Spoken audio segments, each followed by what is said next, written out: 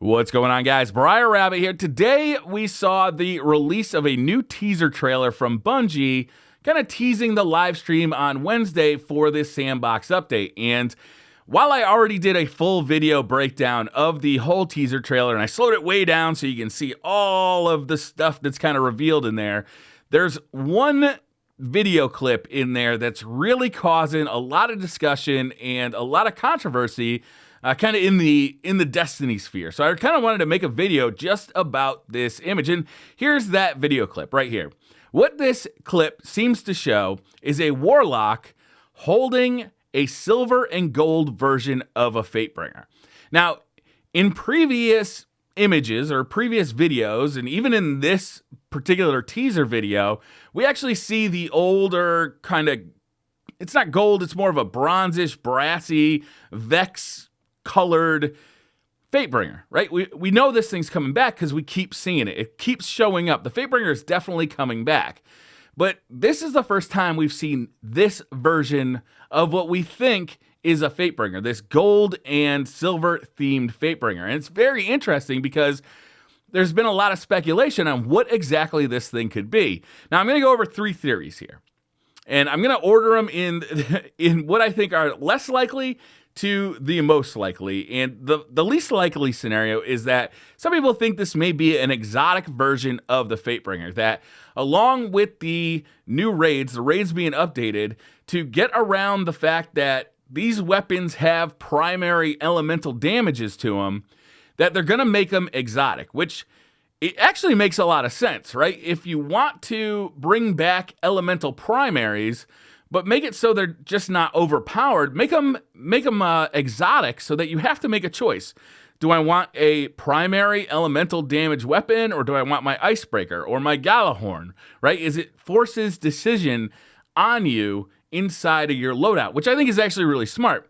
Obviously, later in the video, you see the Fatebringer being used with the Dragon's Breath, but it could be that there are two versions of the Fatebringer. One is the legendary version that we're used to, that gets brought up to a 400 light level, that doesn't have elemental damage, and the other version is an exotic version that is gold and silver and does have elemental damage.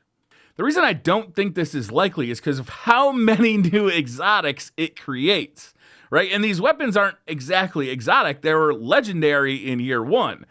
There's nothing exotic about them except for the fact that they were taken away from us, or at least they were never updated to be current power levels. Because it creates so many new exotics, I just don't think this is going to be what happens. I do think it would be a cool solution to the problem, but I just don't think it is what is going to happen.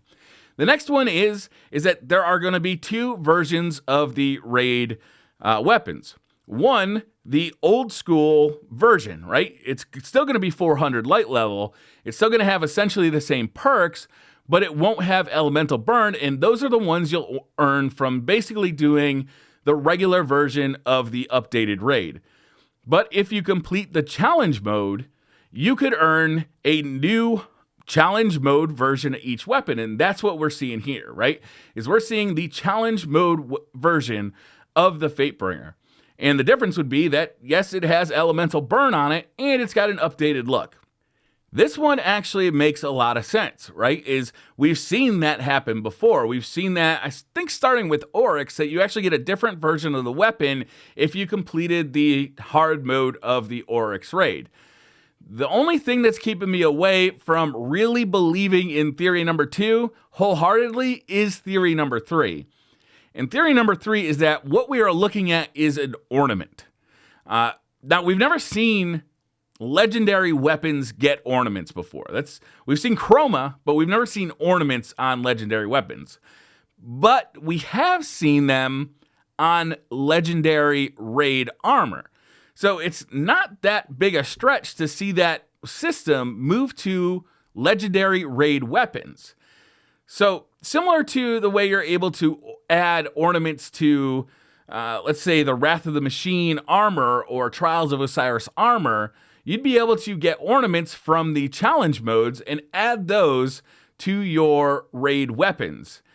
That way, everybody gets the same basic weapon, but only the elite players get the ornament to make it look cooler, to give it that silver and gold look.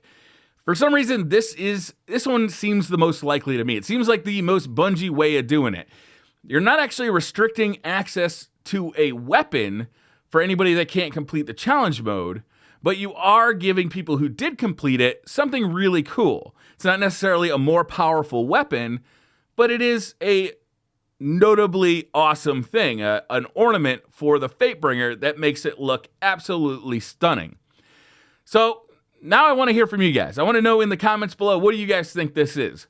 Do you think it's an exotic version of the Fatebringer? Do you think this is Bungie's way of keeping us from always having like the most powerful loadout possible in Destiny PvE? Because that is certainly a thing that they seem wary of, or at least did before right now.